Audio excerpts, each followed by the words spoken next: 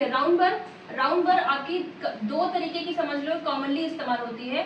एक राउंड बर जो कि स्मॉल साइज की होती है, राउंड एंड स्मॉल। दूसरी राउंड बर जो होती है वो राउंड एंड लार्ज। लार्ज क्या रहेगा?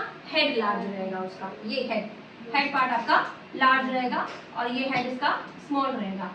स्मॉल राउंड बर्ड्स आपके किस काम में आएंगी? ज्यादातर आप इसका use pit and fissure cavities को क्लीन करने में कर सकते हो, या फिर कोई माइनर कैविटी लगी हो, या फिर कोई ऐसा इंटरडेंटल एरिया जहां आप अप्रोच करना चाहते हो बट ज्यादा बड़ा एरिया आप उसका कंजर्वेटिव रखना चाहते हो। ठीक है, तो आपकी स्मॉल साइज की राउंड बर काम आएंगी। इसलिए आपके इंडो बॉक्स में एक राउंड बर स्मॉल साइज की हमेशा होनी चाहिए, इसकी रिक्वायरमेंट कभी भी आ सकती है। उसके बाद आता है हमारा लार्ज साइज का राउंड बर। लार्ज साइज के राउंड बर्स जो होते हैं वो ज्यादातर इस्तेमाल आपके आएंगे जब आपका कोई ग्रॉसली केरियस टूथ आएगा। ग्रॉसली केरियस टूथ में जितना भी मैक्सिमम पार्ट आपका कैविटीज का है वो आपको रिमूव करना है।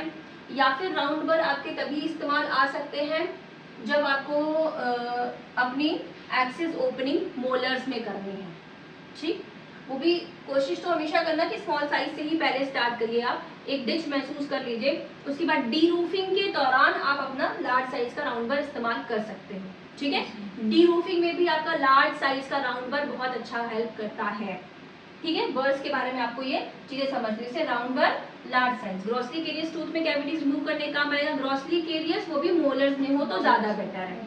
ठीक, मोलर्स का क्योंकि आपका क्राउन का स्ट्रक्चर का पार्ट ज्यादा बड़ा होता है, लार्ज साइज का होता है। उसके बाद दूसरा किसमें मैंने बताया? डी रूफिंग में। एक्सेस ओपनिंग में भी आप अपना स्मॉल साइज का राउंड बर का इस्तेमाल कर सकते हैं। फाइन, राउंड बर के बारे में बात हो गई। एक माइनर डिटेलिंग आपको बर्ड्स के बारे में मैं दे रही हूं आज। दूसरा आपका बर्ड्स के बारे में जो है वो है स्ट्रेट बर। स्ट्रेट बर, ठीक, स्ट्रेट बर का बारे में भी बता दूं कि स्ट्रेट बर में आपको दो चीजें आएंगी। इसके डायमीटर के अकॉर्डिंग भी आता है। कुछ स्ट्रेट बर्ड्स का डायमीटर शॉर्ट होता है, कुछ स्ट्रेट बर्ड्स का डायमीटर लार्ज होता है। डायमीटर, ये विड्थ को हम डायमीटर बोल रहे हैं। ठीक है, तो जब आपको ज्यादा पार्ट का कटिंग करना है तो आप लार्ज विड्थ के डायमीटर का इस्तेमाल कर सकते हो, अदरवाइज स्मॉल वाले आपकी ज्यादा हेल्पफुल रहेंगे। ठीक, तो you have to have both the types of straight burs in your bur box. Fine, large size वाले जो स्ट्रेट बर्ड्स होते हैं ये आपके कम इस्तेमाल होते हैं, लेकिन फिर भी अगर आपको विगरस कटिंग करनी है तो भी आप इसका यूज कर सकते हैं। और स्मॉल साइज वाले में जब भी अगर आप रेस्टोरेशन के लिए अपनी कैविटी प्रिपेयर कर रहे हैं, ठीक, तो आपका जो भी डेंटिन का शेप आप दे रहे हैं अपने रेस्टोरेशन के लिए, अगर अमलगम की रेस्टोरेशन है तो उसका आप एक डेंटिन का शेप देते हैं, अगर कॉम्पोजिट का रेस्टोरेशन है तो उसका अलग आप शेप देते हैं। कॉम्पोजिट रेस्टोरेशन में ये फायदा होता है कि आपको एक पर्टिकुलर शेप टूथ को नहीं देना होता है, वो नॉर्मल आपके जो भी कैविटी का पार्ट है केवल उतना ही आप रिमूव करके थोड़ी बहुत ग्रूपिंग करके कॉम्पोजिट फिलिंग कर सकते हैं। बट अगर अमलगम रेस्टोरेशन करना है तो उसका एक पर्टिकुलर शेप होता है। किसका शेप होता है? जहां आपको रेस्टोरेशन करना है, ठीक, उसका शेप होता है। तो आपके ये स्ट्रेट बर्ड्स बहुत हेल्पफुल होते हैं। स्ट्रेट बर्ड्स आपके आरसीटी में बहुत हेल्पफुल होते हैं। आपका जब पल्प चैम्बर आपने डिच कर लिया है तो आपका जो पल्प चैम्बर का जो वॉल्स होती हैं उनको भी रिफाइन करने में स्ट्रेट बर्ड्स हेल्पफुल होती है। और भी बहुत सारी हेल्प होते हैं, धीरे धीरे मैं आपको सारी चीज़ों के बारे में एक्सप्लेन करूँगी। मेन रोल मैंने आपको स्ट्रेट बर्ड का बता दिया, ठीक। तब हमने आपको उसके बाद नेक्स्ट आपको बताया है राउंड बर हमारी हो गई straight bird. Taper birds, taper बोल लो आप इसको, या यही आपकी जो बर्ड्स होती हैं ये क्राउन कटिंग में ज्यादा हेल्पफुल होती हैं। टेपर बर्ड्स ऐसी सी शेप की दिखेंगी आपको, जो बर्ड्स आपके एंडो बॉक्स में वो आपकी टेपर बर्ड्स होंगी। टेपर बर्ड्स आपकी ज्यादातर क्राउन कटिंग में ही इस्तेमाल होंगी। क्राउन कटिंग नहीं बल्कि क्राउन प्रिपरेशन आप बोलिए, वो ज्यादा बेटर वर्ड है। क्राउन प्रिपरेशन में, नेवर से क्राउन कटिंग, हमेशा बोलिए क्राउन प्रिपरेशन में आपकी टेपर बर्ड्स काफी हेल्पफुल होती हैं। आप इसको नोट कर लो। फाइन, टेपर बर्ड्स में भी बहुत सारे शेप एंड साइजेस आते हैं। मल्टीपल साइज, सेम डायमीटर के अकॉर्डिंग मैं बता रही हूँ कि मल्टीपल साइज आते हैं, ठीक है, डायमीटर के अकॉर्डिंग भी होता है। और इसमें हाँ, अब हर बर्ड्स में टेपर बर का मैंने आपको बता दिया क्राउन प्रिपरेशन में सबसे ज्यादा इस्तेमाल होंगी ये, ठीक है। एक चीज आपको बता दूं बैंड्स के बारे में, बर्ड्स में हमेशा बैंड्स आते हैं, ब्लैक बैंड आएगा, ब्लू बैंड आएगा, येलो बैंड आएगा, ठीक है। तो वो जो ब्लैक बैंड्स होंगे इनके अलग रोल होते हैं, ब्लू बैंड की बर्ड्स के अलग रोल होते हैं, येलो बैंड की बर्ड्स के अलग रोल होते हैं। हर बर्ड में आपके एक जो शैंक वाला पार्ट होता है उसमें कलर कोडिंग बनी होती है। अगर नहीं है तो आप कोडिंग वाले लेंगे तो आपके लिए हेल्पफुल रहता है कि आपको पता होगा कि कितनी कटिंग, कितनी विगरस कटिंग और कितनी रिफाइन कटिंग ये कर सकता है। तो आप बैंड्स वाले भी यूज करो तो आपके लिए हेल्पफुल है।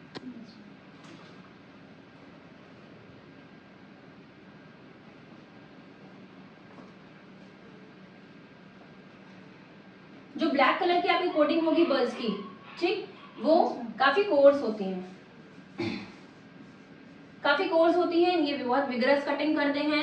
अगर आपको बहुत बड़ा एरिया क्लीन करना है या फिर जब आप मोलर्स की क्राउन प्रिपरेशन शुरू करते हैं तो इनामल का पार्ट बाहर काफी हार्ड होता है, तो भी आपकी ये course birds, black band bird जो कि काफी कोर्स होती हैं, ये आपकी काफी हेल्पफुल होंगी, ठीक है। इनके जो डायमंड्स होते हैं, इनके जो क्रिस्टल्स होते हैं, ये विगरसली कोर्स होते हैं। कोर्स होने की वजह से बहुत बेटर प्रिपरेशन करते हैं ये, ठीक है, और थोड़ी स्पीडी भी करते हैं। धीरे धीरे जब आप काम करते करते हैंडी हो जाओगे, अपने ट्रीटमेंट्स को करते करते हैंडी हो जाएंगे, तो आप इसको प्रेफर करोगे तब। अभी आपको ब्लैक बैंड्स का यूज नहीं करना है, ठीक, स्लो कटिंग करनी है स्टार्टिंग में, लेकिन जब आप हैंडी हो जाते हो तो you can go with the black bands. Black bands बहुत स्पीड में जल्दी जल्दी आपकी कटिंग कर देते हैं, आपको आइडिया होना चाहिए एग्जैक्ट कटिंग कहाँ करनी है, ठीक। दूसरे नंबर पे है आपके ब्लू बैंड्स। ब्लू बैंड्स भी आपके कटिंग में ही काम आते हैं, मतलब कि जब अगर आपको पल्प चेम्बर की प्रॉपर पल्प वॉल्स को रिफाइन करना है ना, या कोई भी ऐसा डी रूफिंग करनी है, एक्सेस ओपनिंग करनी है किसी भी बर का, अभी कोई पर्टिकुलर बर की बात नहीं कर रहे, सिर्फ कलर कोडिंग की बात कर रहे हैं, तो ब्लैक बैंड ज्यादा कोर्स होती है और ये इनसे थोड़े कम होते हैं। लेस कोर्स भी आप लिख सकते हो, लेस कोर्स होते हैं। सबसे कॉमनली ब्लू बैंड्स का इस्तेमाल आप कर सकते हैं अपने बर्ड बॉक्स में, अपने प्रैक्टिस में। Then comes yellow band bur. Yellow band burs का बिल्कुल अलग काम है, रिफाइनिंग या फिर फिनिशिंग। कभी भी आप रेस्टोरेशन करते हैं, जीएलसी रेस्टोरेशन है या फिर आपकी कॉम्पोजिट रेस्टोरेशन है, तो उनकी फिनिशिंग के लिए स्टार्टिंग की फिनिशिंग आप जब आपको बर से करनी, वैसे तो फिनिशिंग के लिए फिनिशिंग किट्स अलग से आती हैं, पर स्टिल जिस समय आपने रेस्टोरेशन किया है और हाई पॉइंट्स वगैरह अगर आ रहे हैं तो आप येलो बैंड से अपनी फिनिशिंग दे सकते हैं, ठीक है। Other than when you do the crown preparation, then in the end after completing your crown preparation, the end burr which is used is yellow band burr for finishing the preparation of crown, ठीक है। Finishing is very important, चाहे वो crown preparation का हो, चाहे आपके restoration का हो, चाहे आपकी पिट एंड फिशर कैविटीज का हो, finishing is very important. Her colour की बैंड्स के फिनिशिंग की पूरी किट आती है, वो फिनिशिंग बर्ड्स की येलो बैंड की पूरी किट आती है, मैं आपको एक्सप्लेन करूंगी इसके बारे में भी। बहुत अच्छी अच्छी बर्ड्स देते हैं उसमें।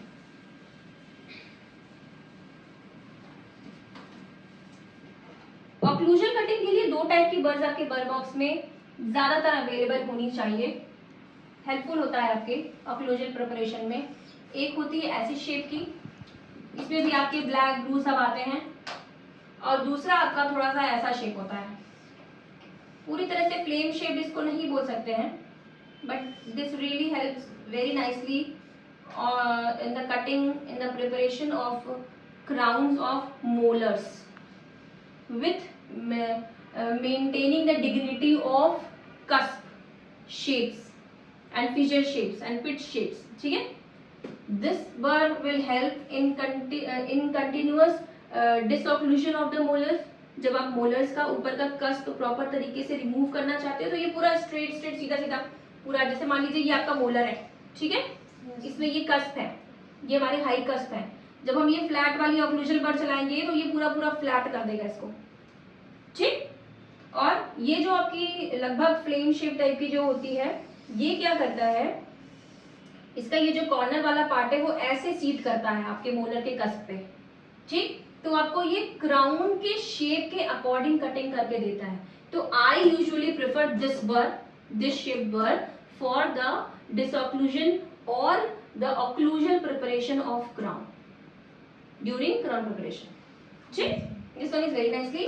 और decusping के लिए you can use this one for decusping. कहीं भी अगर grinding करनी है, decusping करनी है, तो this one is also very nice.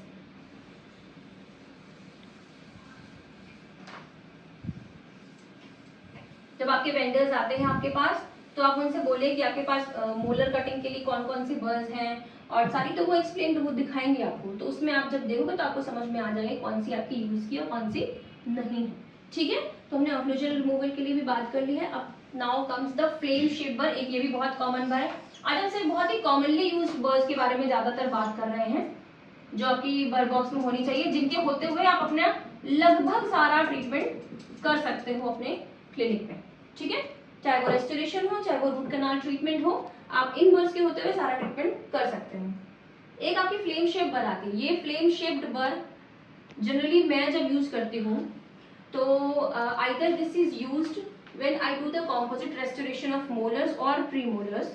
Molars या प्रीमोलर्स का जब आप कॉम्पोजिट रेस्टोरेशन करते हैं ऑक्लूजन साइड पे, ठीक है ना, तो यहाँ एक अनाटमी चाहिए होती है प्रॉपर.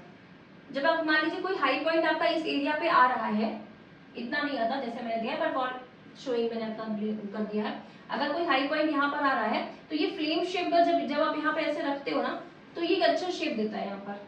ठीक, आपकी ऑक्लूजल एनाटॉमी को भी डिस्टर्ब नहीं करता है. Without disturbing your occlusal anatomy it removes your high points very nicely. Other than, वैसे तो ये यूज मैं जनरली यहाँ पे कर लेती हूँ, बट इसका सबसे मेन पर्पस आपकी इस such kind of flame shape burs का होता है lingual side of incisors. Lingual side of incisors में क्या होता है ना, एक ऐसा सा ग्रूव जैसा भी पाओगे आप. ठीक, तो ये ग्रूविंग में ये फ्लेम शेप बर बहुत अच्छी ऐसे सीट करती है और काफी अच्छा शेप देती है क्राउन प्रिपरेशन के दौरान. ठीक है, लिंगुअल साइड ऑफ एंटीरियर्स. ठीक, lingual side of preparation of anteriors में such kind of flame shape burs बहुत हेल्पफुल होती हैं. Same again I am telling, always be alert with the bands. Black bands होंगे तो वो काफी ज्यादा आपके कोर्स होंगे. ब्लू बैंड्स में आप हेल्पफुल धीरे धीरे अपनी कटिंग या प्रिपरेशन को कर सकते हो. And at the end you have to use the yellow bands at every condition. Either you have done the direct composite restoration, either you have done the GIC restoration, either you have done the crown preparation. ठीक, you have to use the yellow band for good finishing. These are the burrs which are very commonly used in your clinic. If you have these much of burrs with multiple diameters of course, है ना. अगर round बर है तो उसका भी आप small size भी रखिए, लार्ज साइज भी रखिए. स्मॉल और लार्ज साइज का मतलब हमारा सिर्फ उसकी हेड से है. ठीक है, बाकी तो शैंक का large and long and short बर आती हैं, वो रिड्यूस्ड माउथ ओपनिंग में आप शॉर्ट शैंक वाले बर्स यूज कर सकते हैं. एंड माउथ ओपनिंग अगर बेटर है तो नॉर्मल लॉन्ग शैंक की बर्स यूज हो सकती है. ठीक है, उसके बाद राउंड बर के बारे में स्मॉल लार्ज बता दिया. स्ट्रेट बर्स में भी आपकी स्मॉल एंड लार्ज आती है, मल्टीपल डायमीटर्स में आती हैं. जब आप ट्रीटमेंट्स करना शुरू करोगे तो आप समझोगे जब इंटरडेंटल, हाँ ये जो आपकी इंटरडेंटल बर्स के बारे में मैंने अभी नहीं बताया आपको. These are very thin at the tip, very much small part होता है आपका बिल्कुल टिप में. तो ये बहुत अच्छा रिजल्ट देते हैं आपका इंटरडेंटल कटिंग के दौरान. ठीक है, इंटरडेंटल का मतलब मेरा ये हुआ, मान लीजिए आपका ये टूथ का पार्ट है और ये हमारा दूसरा टूथ का पार्ट है. ठीक है, समझ आ रही है भाई. हाँ, तो इन दोनों दांतों के बीच का ये जो पार्ट होता है जिसको बोलते हैं कॉन्टैक्ट ब्रेकिंग. कॉन्टैक्ट ब्रेकिंग यहाँ से होता है एग्जैक्टली. मैं भी आपको बता दूं तो इस कॉन्टैक्ट को ब्रेक करते हैं. पहले तो इंटरडेंटल पार्ट को रिड्यूस करने के लिए हमारी ये इंटरडेंटल बर्स बहुत हेल्पफुल होती हैं. इसमें थोड़ा सा मैंने बड़ा बनाया ताकि आपको समझ आए, पर ये और भी पतली होती है बहुत. ठीक है ना, जितनी थिन होती है उतना बेटर रहता है. फ्लेम शेप बर अलग होती है, ये इंटरडेंटल बर्स होते हैं. तो ये ऐसे बिल्कुल थिन एरिया पे आपके जाके आपके जो जिस टूथ पे आप वर्क करना है आपको, है ना, जो वर्किंग टूथ है उसी पे उसके साइड पे आप बेंड करके इसको पार्ट को रिमूव कर सकते हो without disturbing your other tooth which is a side tooth, without disturbing that. Fine. Interdental बर के बारे में बता दिया मैंने. राउंड बर्ड्स हो गए आपके, स्ट्रेट बर्ड्स हो गए, इंटरडेंटल बर्ड्स हो गए, ऑक्लूजन बर्ड्स हो गए। ऑक्लूजन में भी दो तरह के बर्ड्स हमने बताई है आपको, स्ट्रेट बर्ड्स हो गए, फ्लेम शेप्ड बर्ड्स हो गए, ठीक है। अब there comes multiple types of finishing burs. Finishing burs की एक अलग किट आती है, उसमें भी अच्छे अच्छे शेप्स होते हैं। इंसाइजल एज कटिंग बर्ड्स भी आते हैं।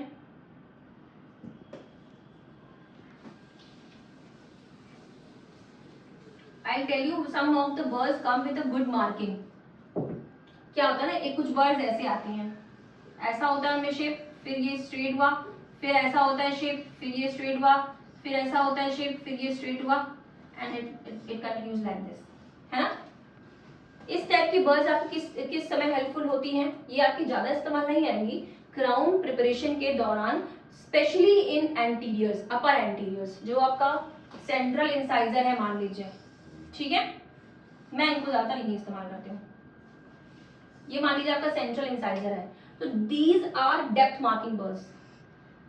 डेप्थ मार्किंग बर्ड्स में मतलब कि इन बर्ड्स को ऐसे स्ट्रेट आप यूज करोगे, फाइन।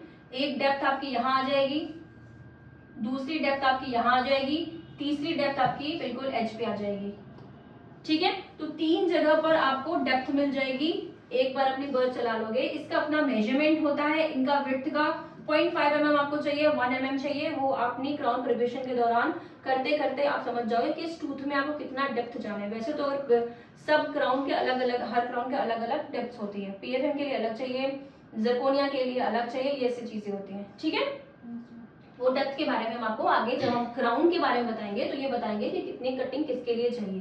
तो इंसाइजल टूथ पे सच kind of birds very nice, help very nicely in your starting beginning phases, ठीक है। ये बहुत अच्छी मार्किंग दे देते हैं, यहाँ पे मार्किंग दे देते हैं, तो आपको क्राउन प्रिपरेशन में हेल्पफुल हो जाता है। इतना इतना पार्ट रिमूव हो गया, अब आप इसको स्ट्रेट बर, उसके बाद turn over to your straight bur और योर शैम्फर शोल्डर, जो भी आपको यूज करना है, उससे आप एक्स्ट्रा पार्ट को भी रिमूव कर सकते हो बिल्कुल बैलेंस तरीके से, फाइन। तो ये भी आप रख सकते हो अपने पास, रखना चाहिए, इंसाइजर कटिंग में आपके हेल्पफुल होते हैं, specially buccal side. Lingual side of the anterior incisors में क्या यूज होना है मैंने बता दिया। क्राउन प्रिपरेशन के दौरान आप टेपर्ड बर्ड्स होती है, स्ट्रेट बर्ड होती है, शैम्फर बर्ड हो गई, शोल्डर बर्ड हो गई, ये सब यूज करेंगे। इंटरडेंटल बर्ड के बारे में भी आपको समझा दिया मैंने, ठीक है। तो दीज आर मैक्सिमम बर्ड्स, ये इतनी बर्ड्स अगर आपके पास हैं तो आपका काम हो जाना है। हर तरीके का टूथ का ट्रीटमेंट आप इतनी बर्ड्स की हेल्प से कर सकते हो, फाइन, ठीक है। तो आज बर्ड्स के बारे में इतना ही, सारी बर्ड्स का यूज मैंने बता दिया। स्मॉल साइज की बर्ड्स, जो आपके राउंड बर्ड की जो स्मॉल साइज होती है, उसका रोल मैंने बताया, पेट एंड फिशर की क्लीनिंग में बहुत अच्छा हेल्पफुल होता है, and also in excess opening of small size tooth, जैसे कि प्री मोलर के एक्सेस ओपनिंग आप स्मॉल साइज के राउंड बर्ड से ही करो, ठीक है। ये चीज है, ठीक, ठीक है। Then everyone for burs lecture today, तो kindly subscribe my channel for further learning of dentistry. Thank you.